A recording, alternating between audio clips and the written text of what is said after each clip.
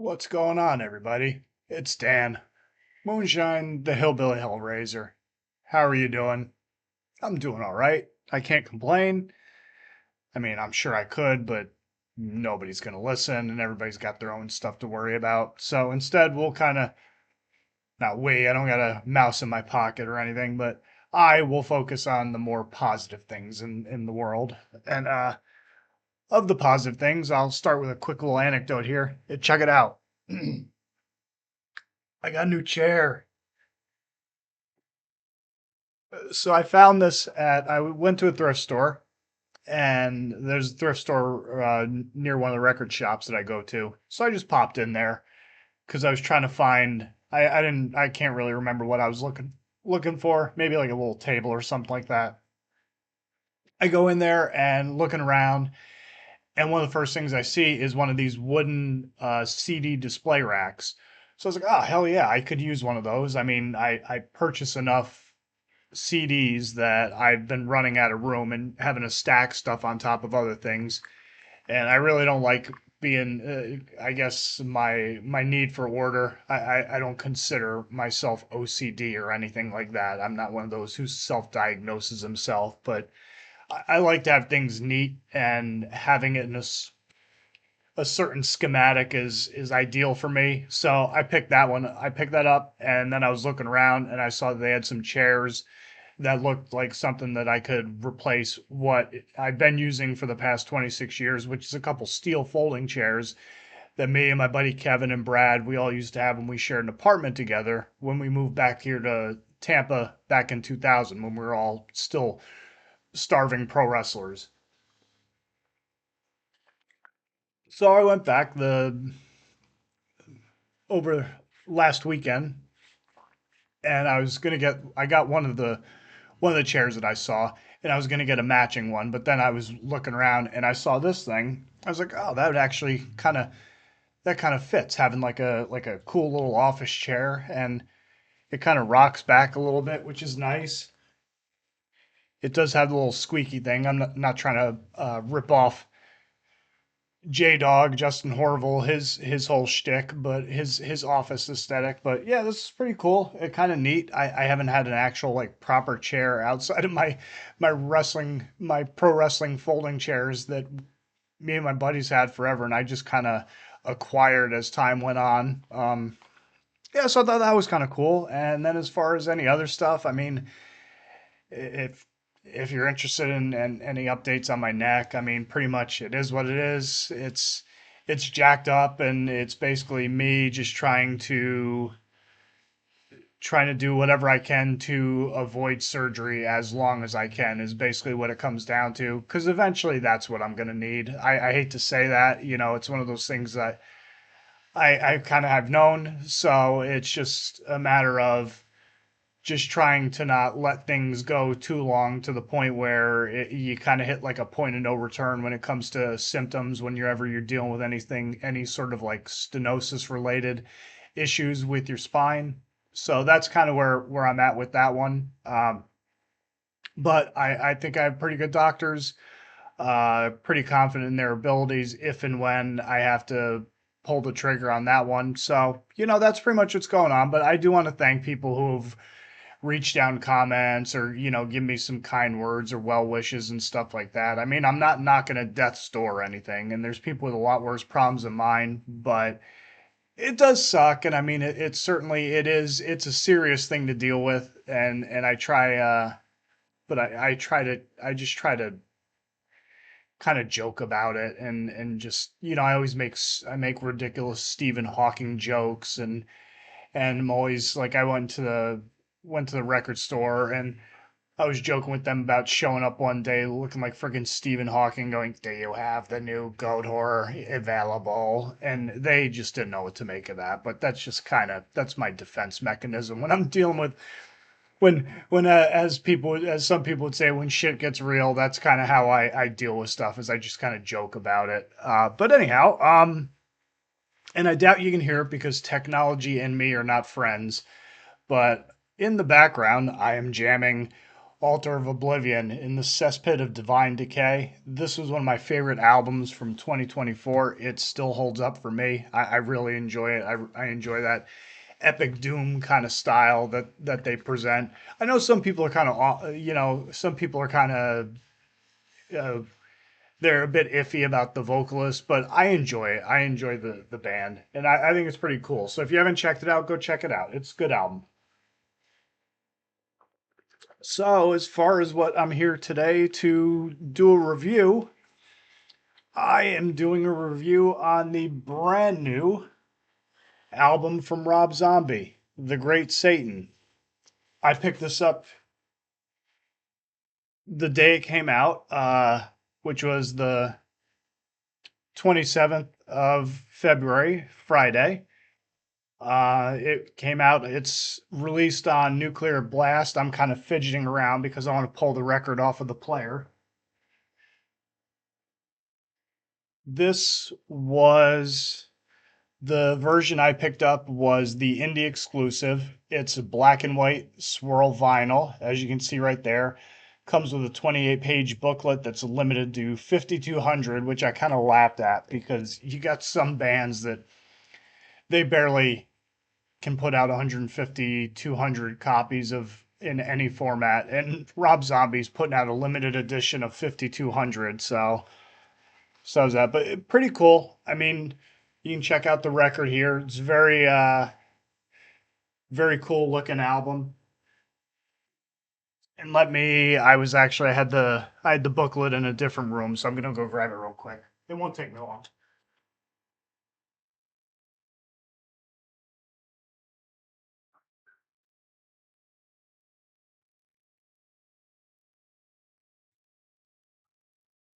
So this is the booklet. I mean, love or hate Rob Zombie, you really have to appreciate his dedication to the aesthetic, to his presentation. So that, of course, that's the album cover, but you kind of go through it a little bit, and you can see he does all the artwork. You know, some photos of him and the band playing. You can see a lot of that. Very cool stuff. Here, I'll pull some of this up a little bit closer so you all can see that a little bit better. Kind of get a general idea what we're working with here. You know, of course, got to have the wifey there, but yeah, man. I mean, as far as I've always enjoyed Rob Zombie's work. To me it's like you know it kind of takes me back to when I was a teenager. It was Rob Zombie, like White Zombie, I should say. It was more kind of like that was like my amongst the gateway stuff that I listened to when I was a young headbanger growing up in a small town in upstate New York. You know, it was I was one of those kids who grew up on Beavis and Butthead and Ren and Stimpy. And you either were super into grunge, if you were into rock and roll, you're either super into grunge, or as far as the more normie stuff at the time that was really popular, you're into that, or you're into stuff like Monster Magnet, or you're into stuff like the industrial stuff like KMFDM or I don't like I don't want to say Ramstein was a little bit later, but you know stuff like that, you know, and White Zombie, Butthole Surfers, stuff like that. That was all kind of like in that general vein of like almost and like the Panteras and stuff like that. You know, all the kind of groove metally type stuff, Biohazard. That was all kind of like the stuff when I was developing my tastes in heavy metal. That was kind of like my gateway thing. So I'll just show you real quick little more show and tell here. So this is my original copy of Las Exorcisto, and you can see I don't have the J card in there, and I got my copy of Astro Creep 2000 on cassette. I did eventually upgrade to the. I did find a copy on CD for like $3 at the record store of Las Exorcisto, so that was a cool little find, but Yeah, man. I mean, Rob Zombie, he's an interesting cat. He's very artistic minded, you know, went to school for design and stuff like that.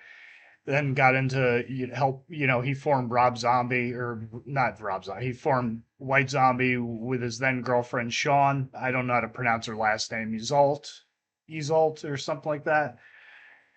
And yeah, they didn't really break till the third album, and then when that came out, you know, they just kind of blew up. It was like crack hitting the streets in the '80s. You heard them all over the place, all over MTV, all over Headbangers Ball, Beavis and Butthead. Like I was saying, even if you followed ECW back in the day, a lot of his stuff was being played on that. WWE would play a lot of Rob Zombie stuff, and White Zombie, Thunder Kiss was actually the theme for ECW Hardcore TV. It's kind of a little tie into wrestling for you. And yeah, man, just you know, I just there was something I really, you know, I really enjoyed. I used to get baked and sit there and listen to Astro Creep in my room, and I had these strobe lights I would flip on and just kind of like go off into like all these wild, like I dare say hallucinogenic states and things of that nature. And you know, it's probably partially why I am kind of the way I am today, but nonetheless.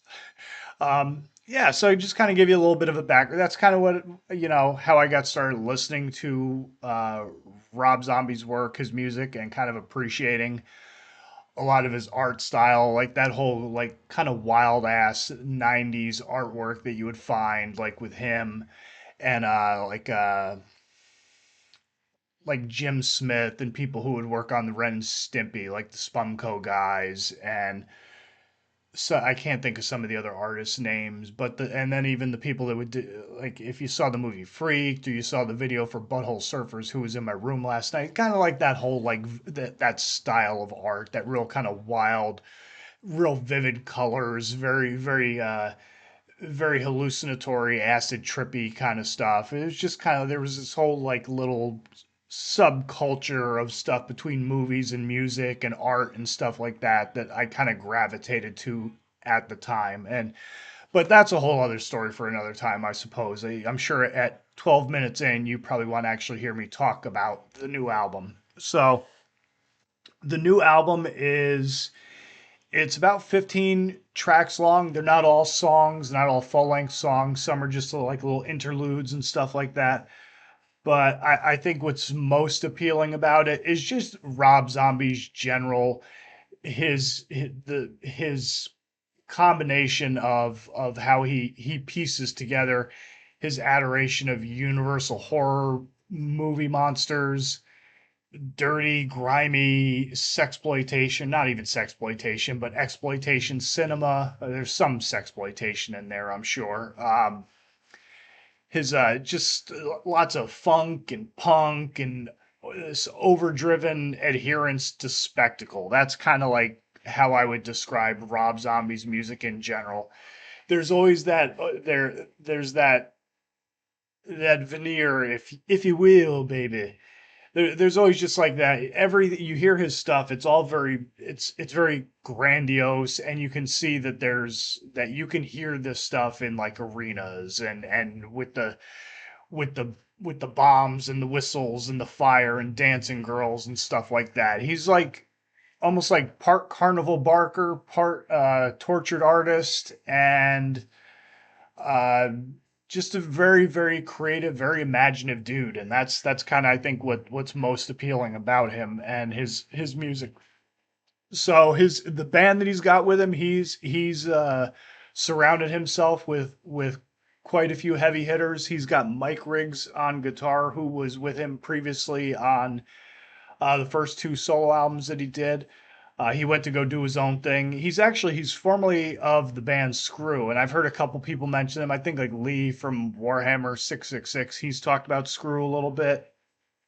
Rob Nicholson, he's on bass for him. Blasco, his name is. He's been in the band Cryptic Slaughter, Drown. He's been Ozzy's longtime bassist for many years until Ozzy retired from performing live. And he was Drown was a really cool band that he was in because They were kind of like one of those typical, like when I was saying about the industrial kind of stuff from the early mid late '90s. That was one of the ones that was one that I really enjoyed, kind of appealed to me. Is this one here, Hold On to the Hollow. Very cool stuff. Lots of very anguished vocals on there. Actually, I was looking at it, and when I was looking at it again, at first I read it wrong, and I was like, I thought it said that the vocalist was excuse me, Lauren Boebert, and I was like, no, no, no, that's wrong person. That's that's the cringe politician from Colorado who got caught reaching across the aisle, as it were, on a camera at some it's like a showing of some Beetlejuice play or something or other. But I couldn't quite remember what the guy's name was, but I think it was Lawrence something. But yeah, very cool stuff. Very prototypical of that '90s industrial style with all the computer arrangements and stuff like that. It'll appeal to some people, other people won't. And Ginger Fish, who was in Marilyn Manson, he was Marilyn Manson's drummer for quite some time. Well, now he's with Rob Zombie, which is kind of ironic in a way because Zombie and Marilyn Manson are about to embark on a tour together. I know they're supposed to be here at some point. I probably won't go see it. I don't think it's on a day that I can take the day off, but nonetheless. Um, yeah, I mean, as far I really honestly I enjoyed the album. I thought for the most part, I thought it was really good. There was lots of solid rocking tracks on it. I mean, particularly Black Rat Coffin, Tarantula, FTW 84, Punks and Demons. All very good stuff. There's nothing about this that's reinventing the wheel. Like I say, it is definitely it's again, it is an overdriven adherence to spectacle. You can hear the you can just hear the production, and I don't mean as far as like the production of the mixing and mastering and stuff like that. You can see this stuff. You can see like he's got a vision, and in his mind's eye, this is all like gonna come together on stage at some point, and that's kind of what I think is really cool about him, and why it's good to have artists like Rob Zombie in metal. I know some people probably debate, oh, he's not true metal, true cult, any of that stuff. You know, it's like it doesn't. You don't really need. You don't. Everybody doesn't have to be that way. It's one of those things to me where we need like big artists. You need like kind of megastars because it's good for people to have like that gateway. Like all of us had that. You know, way back in the day, you had your Dios and your Sabbaths and Maiden and stuff like that. And some people stuck with that, fell off. Other people dug deeper and they started getting more into the underground. And that's the only way. I've said it before. I've said it about Ghosts before. It's the only way that the scene continues to thrive. Yes, you're going to get posers. Yes, you're going to get people that they're not going to stick with it. Yes, you're going to get all that sort of stuff. You're going to get the chicks who are only listening to it because their boyfriends are, or the boyfriends only because the girlfriends are, you know, all that sort of stuff. You're gonna get people that come in with their political agendas and they try to gum up the works and ruin it for everybody. You know, you're gonna get all of that, but at the same time, you're gonna get people who are really into the stuff and are passionate about it. And that's what you need in a scene of any type. So and then yeah, there's a couple Black Scorpion going back to the music because that's what this is about. Black Scorpion was kind of a little bit of a thrashy number, you know, pretty cool. It's not surprising considering that Riggs comes from Cryptic Slaughter at one point in his life, in a past life, if you as it were, if you will. And Sir Lord Acid Wolfman, that was a really cool song. It almost had kind of like a sea shanty vibe to it. Like there was the whole yo ho ho kind of thing happening throughout the whole, and it has that kind of typical, like almost that signature kind of funky, kind of street vibe to it that Rob Zombie kind of brings in because he doesn't just strictly take from the rock and the metal as far as the influences go. He pulls from a lot of funk bands, and like heard him talking about Ohio players and stuff like that. So he takes from a wide array, a wide range of influences, and kind of puts them all together. And that's kind of how you get his sound and his style. And yeah, man, I thought that this was a really good one. It's not again nothing that's reinventing the wheel, nothing that's gonna it's not full of virtuosic, if that's a word, musicianship. It's just straightforward meat and potatoes, rock and roll, heavy metal. Just go out there and watch the bombs and fire go off, and go have a couple of beers or whatever you might partake in, if you partake in anything, and just go out and have a good time. I mean, that's pretty much that's the kind. I think that's the whole feel of this album. I would suggest going and taking a listen to it. I enjoyed it. I know other people have enjoyed it. Some people have already done reviews on it, and I haven't watched them, but I know that other people have done reviews on, like the Thralls guy did reviews on them on this, and yeah, it's a good one. I would certainly recommend people go take a listen to it, or give it a listen and let me know what you think about it. And yeah, that's pretty much what I got for you as far as that goes. As far as anything else I got going on in the future, I am on the tail end of getting my Goatwhore album rankings done completely. I have one album left, and then it's just basically getting stuff formatted in my brain and then putting it down on paper so I can kind of have some bullet points that I can talk without sounding like a total babbling mess. I probably have another gonna do another album review coming up here very, very shortly. One I've been trying to work on for a couple of weeks here. And then I'll probably do one of those like bulk like recommendations things. Either I wanted to do a thrash metal one, but I wanted to do another black metal one. But I've been planning on doing a death metal one for a while, so I've been just trying to kind of format in my head how I'm going to do that. And it's just been taking me a little while because, between having a life outside of sitting in front of a camera and battling into it, that, I just I find time when I can. As you can tell, like it's taken me like almost like 3 weeks to do this. So yeah, man. But at that point, speaking of babbling, that's what I'm doing right now. So I guess in closing, I'm Dan. This has been Moonshine talking. Hopefully you've enjoyed it. Hopefully you enjoy the review. If you like it, go, leave a comment. Let me know what you think of the album. If you've heard it, if you haven't heard it, what you think of Rob Zombie, White Zombie, any of the stuff that I've talked about. All discussions appreciated. Um, if you're new here, welcome aboard. Hopefully you'll subscribe and do all the things that every other person on the planet pretty much tells you to do.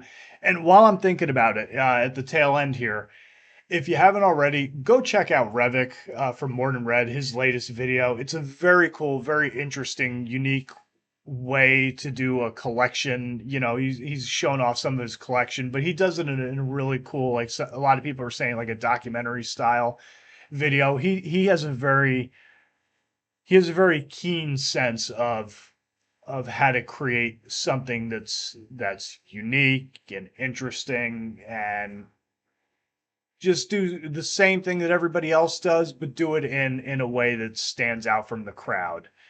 And when I say do the same thing that everybody else is, I don't say that as an insult. I think anyone with half a brain knows gets the idea of what I'm trying to say. But point being, go check out his latest video. It was very cool. I enjoyed watching it. I know a bunch of other people enjoyed watching it.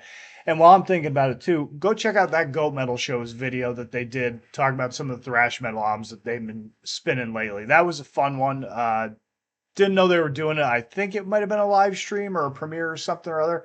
But either way, I missed it because I was actually in the process of, I had just finished getting an MRI done on my neck and I was heading into work. So I couldn't really check it out or go into the chat room or anything like that. But it is what it is. So yeah, man, I've wasted way too much of your time at this point, but I appreciate anybody who's stuck around to this point. So as always, Stay sick, stay heavy, stay brutal. Always tuck your chin upon impact. Don't forget to breathe. Have a good one. Take it easy. Keep headbanging and iron slanging, and I will catch you on the next video. Later.